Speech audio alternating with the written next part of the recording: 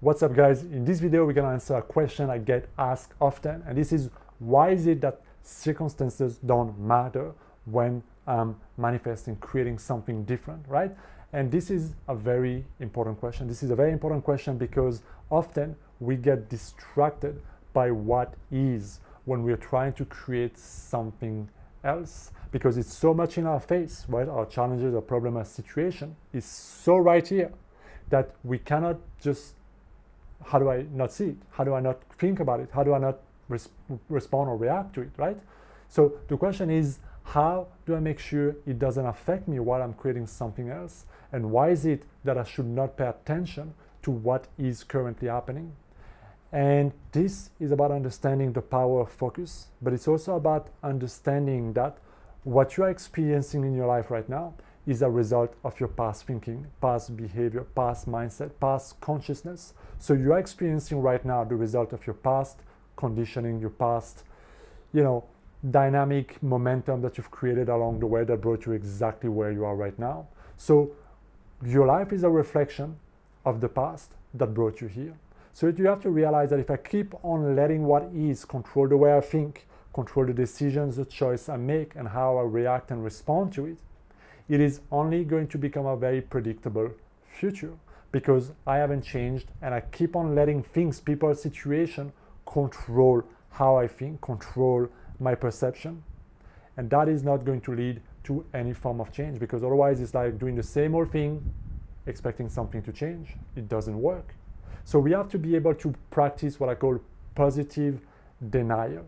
The first thing is to realize that, okay, I don't want to go into negative denial, meaning I'm just going to close my eyes to any problems in my life, right? Ignore the elephant in the room, because that is not helpful either. You want to be able to accept where you are, and this is the surrender, releasing the resistance. So I'm going to accept that this is where I am, this is what's happening, this is what I've created, this is my situation right now, because you have to realize that as long as there is resistance to what is, whether it's fear or anger or shame or embarrassment or guilt, whatever it may be, whatever it triggers when you are dealing with whatever you're dealing, whatever you're trying to change, as long as that resistance is there, you will have a conflict, because what you resist persists.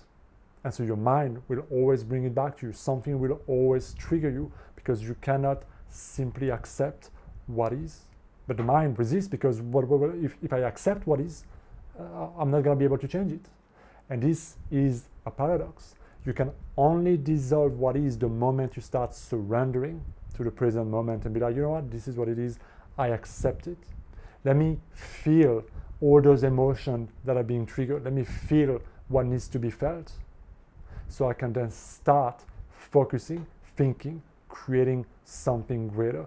And sometimes I have people who ask me, well, I'm trying to change this physical condition or heal something, something that is right there, something that is so much in my face, something that creates so much pain that I cannot just not think about it, not focus on it, right? And this is important. So you see, in those moments, you have to accept what your body is telling you, what your life is showing you, what is being triggered in you, especially emotionally. You can let go of the story, because your thoughts, again, are a reflection of how you feel and the past, right? Your perception is often clouded, but your feeling shows you the truth of the body. And especially when you're healing something, whether it's a physical condition or a relationship that let go of, whatever, it's important to acknowledge, embrace, feel whatever needs to be felt, because repressed emotion perpetuate. We keep on attracting things because emotions are very magnetic. So when you have repressed emotions, even if you don't think about them, even if you are completely unaware of them, you keep attracting people, things, and situations that triggers them, that brings them back. So to heal that aspect, it needs you to accept it, to bring awareness, to bring light into it, and to simply feel. If you want a proper technique there, I strongly invite you to read the book Letting Go, or to watch some of my videos on the process of letting go of those emotions, right? But only when you do the work there can you, again, release the resistance, release the emotional charge behind what is triggering you, so that you can then start feeling greater, focusing better, and taking your mindset and your attention toward what you want to experience. And this is the process of creating your reality. And I have a lot of videos that breaks down exactly how you do that, right? By changing your thoughts, knowing what you want, crafting a self-image and identity that reflect the life you want to create, making the choice, the decisions, the actions, the behaviors, meaning being a participant, being an actor in your life in order to create that life.